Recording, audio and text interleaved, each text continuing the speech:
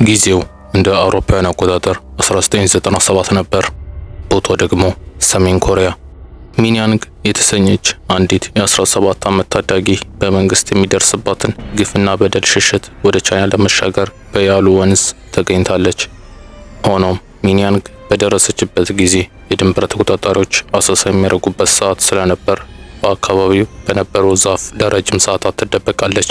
የተቆጣጣሪዎችንም እንቅስቃሴ በጥንቃቄ ከተመለከተች በኋላ ከወንዙ ተሻግሮ እየጠበቃት ወዳለው ደላላ በቀስታ መሮጥ ትጀምራለች። በመሃል ግን ሳታስበው የቆመችበት በረዶ አንሸራቷት ትወድቃለች።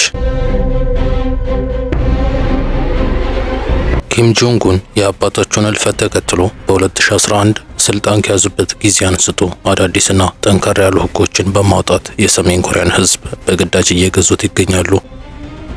በብዙ ነገሮች የሰሜን ኮሪያ ሕዝብ ከተቀረው ዓለም ወደ ኋላ የቀረና በደልና ግፍ በአገሬው መንግስት እየተፈጸመበት የሚገኝ ሕዝብ ነው። ነዋሪዎቹም ከሚደርስባቸው ግፍና በደል ነፃ ለመውጣት ሲሉ ሀገራቸውን ጥለው ይሰደዳሉ። ሆኖም ግን ኪም ጆንግ ኡን ስልጣን ከያዙበት ጊዜ አንስቶ በድንበር አካባቢዎች በርከት ያሉ ወታደሮችና ረጃጅም የግንብ አጥሮች የተገነቡ ሲሆን ከነዚህ ሁሉ በላይ ደግሞ ድንበር ለመሻገር የሚሞክሩ ማንኛውም ዜጋ ወዲያውኑ እንዲገደል የሚል ሕግ አውጥተዋል። ዴይሊ ሜል ይዞት በወጣው ዘገባም እነዚህን ሁሉ መሰናክሎች አልፎ በአጎራባች ሀገራት ለመድረስ ያለው ስሌት ከመቶኛ 0.1% ነው ሲል አስነብበዋል። እንዲህ ወደ ጎረቤት ሀገራት የሚደረጉ ጉዞዎች ከባድ ቢሆኑም በድፍረት የሚሞክሩት ግን አይጠፉም። አብዛኛው የሀገሬው ሕዝብ በቋንቋና በባህል የሚመስለውን ሌላኛውን ኮሪያ የሚመርጥ ሲሆን በእነዚህ ሁለት ሀገራት ድንበር በኩል ከሌላው በተለየ መልኩ ጠንከር ያለ ጥበቃ ይደረግበታል። እንደ አውሮፓውያን አቆጣጠር በ2017 ሰኞ ከከሰዓት አካባቢ በዚህ ጥብቅ የሆነ ቁጥጥር በሚደረግበት ቦታ ማንነቱ በሰዓቱ ያልታወቀ ኦቻንግ ሶንግ የተባለ ግለሰብ ጥቁር የወታደር መኪና ይዞ በፍጥነት እያሽከረከረ ወደ ኬላ እየነዳ ነበር። ይህንን የተመለከቱ ወታደሮችም እሱን ለማስቆም ተኩስ ይከፍታሉ። ቻንግ ሶንግም ሕይወቱን ለማዳን መኪናውን አቁሞ በሩጫ ድንበሩን ይሻገርና ከግንብ ስር ይደበቃል። በድንጋጤ ውስጥ ሆኖ ሳያስተውለው ቀረ እንጂ በጥይት ተመቶ ነበር። ረጅም ሰዓታቶችን ከተደበቀበት ቆይቶ አመሻሹ ላይ የደቡብ ኮሪያ ወታደሮች ደርሰው ሕይወቱን ሊታደጉት ችለዋል። እንዲህ አይነት አጋጣሚዎች በሰሜን ኮሪያ ምድር ከ1000 ዓመት አንዴ የሚፈጠሩ ናቸው። ከዚህ የተነሳ ወደ ደቡብ ኮሪያ የሚደረጉ ጉዞዎች እጅጉን ፈታኝና ሕይወት ነጣቂ ሲሆኑ፣ በአንጻሩ በሌላኛው ጎረቤት ቻይና የምትዋሰንበት ድንበር የጠባቂዎች ቁጥር አናሳ ነው። ምክንያቱም ያሉና ቱማን የተሰኙ አደገኛ ወንዞች ስላሉ። ሆኖም ግን በክረምት ወቅት ያሉ ወንዝ በአካባቢው በሚኖረው ከፍተኛ ቅዝቃዜ ምክንያት በረዶ ይሰራል። በመግቢያችን ያነሳናት ታዳጊዋ ሚንያንግ ይህን በረዶ የሰራውን ያሉ ወንዝ ለመሻገር ስትል ነበር የወደቀችው። ለምን ይህን አስከፊ ጉዞ መረጠች? ያውም በለጋ ዕድሜዋ። ሚንያንግ ስደትን ከመምረጧ በፊት መካከለኛ ገቢ ካላቸው ቤተሰቦች ተወልዳ በቻይና ድንበር አካባቢ ከእናቷና አባቷ እንዲሁም ከታናሽ ወንድሟ ጋር በደስታ ይኖሩ ነበር። አባቷ የተዋጣለት ነጋዴ የነበረ ሲሆን በድንበር አካባቢ እንደመኖራቸውም በተለያዩ ጊዜያቶች ወደ ቻይና ያቀናል። እናቷ ደግሞ የመንግስት ሰራተኛ ናት። በትርፍ ጊዜዋም ከቻይና ኮንትሮባንድ እቃዎችን እያስመጣች ትሸጣለች። ይህ ስራም በሰሜን ኮሪያ ድንበር ለሚኖሩ ሰዎች የተለመደ የዕለት ተዕለት እንቅስቃሴ ነው። በአገሪቱ በተንሰራፋው ድህነትና ባላት ደካማ ኢኮኖሚ ምክንያት አብዛኛው የሀገሬው ሕዝብ በዚህ መንገድ ተጨማሪ ገቢን ለማግኘት ይሞክራል።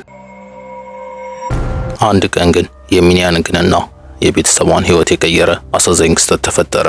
ከትምህርት ቤት ወደ መኖሪያ ቤቷ እየተመለሰች ሳለ የአባቷን መታሰር ዜና ሰማች።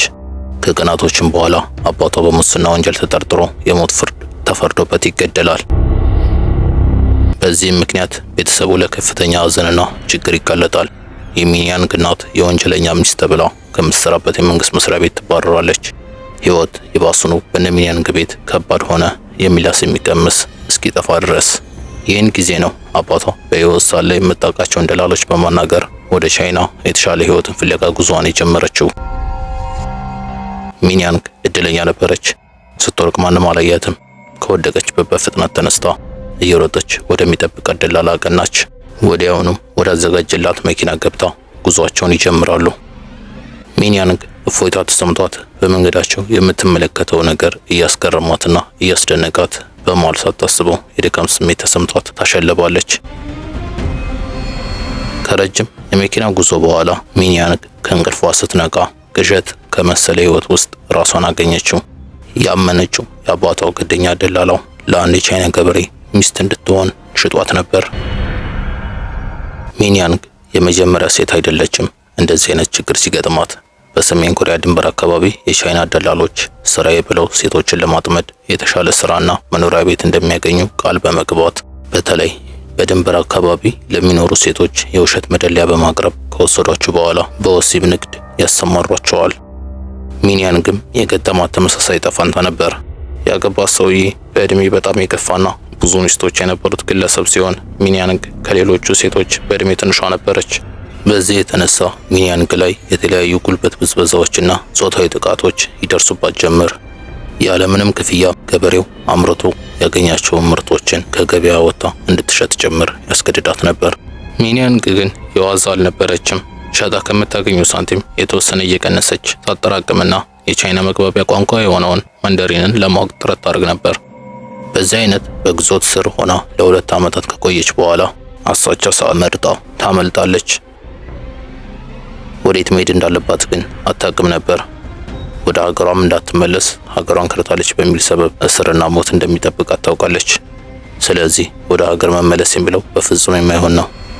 ሚንያንግ ወራቶችን ውሎና አዳሯን በጫካ ውስጥ ካደረገች በኋላ አንድ ቀን ሳታስበው ሌሎች የአገሯ ተወላጆች ስደተኞችን ታገኛለች። እነሱም በቻይና አድርገው መንጎሊያ እየተጓዙ ነበር። ብዙ የሰሜን ኮሪያ ተወላጆች ቻይና ከደረሱ በኋላ ጉዞአቸውን ወደ ቪየትናምና መንጎሊያ ያደርጋሉ። ምክንያቱም በእነዚህ ሀገራት የጥገኝነት ወረቀት ለማግኘትና ቆየት ብሎም በተባበሩት መንግስታት ድርጅት አማካኝነት ደቡብ ኮሪያ የመኖር እድል ስለሚመቻችላቸው በብዛት ወደ እነዚህ ሀገራት ያቀናሉ። ሚንያንግ በገበሬው ቤት ሳለች ያጠራቀማቸውን ሳንቲም ለሚወስዳቸው ደላላ በመክፈል ከተጓዦቹ ጋር ተቀላቅላ ጉዞዋን ትጀምራለች። እጅግ አድካሚና በፈተና የተሞሉ ቀናቶችን ካሳለፉ በኋላ ከሀገረ ፔሩ ስፋት ጋር እኩል ከሆነው ጎቢ በረሃ ይደርሳሉ።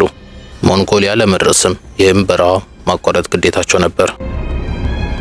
ለሳምንታት ያክልም በቀንና በጨለማ ያለማቋረጥ በረሃብ ውስጥ ሆነው በዚህ አስቸጋሪ በረሃ ተጓዙ። በስተመጨረሻም ከብዙ ልፋትና ትግል በኋላ የሞንጎሊያ ድንበር ጠባቂዎችን ያገኛሉ። በደስታም እየፈነጠዙ እጃቸውን ሰጥተው ወደ ስደተኛ ካምፕ ያቀናሉ። ወራቶችን በሞንጎሊያ የስደተኞች መጠለያ ካሳለፉ በኋላ በዩኤን አማካኝነት ደቡብ ኮሪያ መግባት ቻሉ። ዛሬ ጊዜ ላይ ሚንያንግ የሰብአዊ መብት ተሟጋች ስትሆን በተለያዩ ዓለም አቀፍ መድረኮች ላይም እየተጋበዘች ንግግሮችን ታደርጋለች። ዓለማችንም ካላት ውስን ጀግና ሴቶች ለመሆን በቅታለች። ለዛሬ የያዝንላችሁን ዝግጅት በዚሁ እየቋጨን በቀጣይ በሌሎች ስራዎች እስከምንገናኝ ድረስ ቸር ይቆዩን።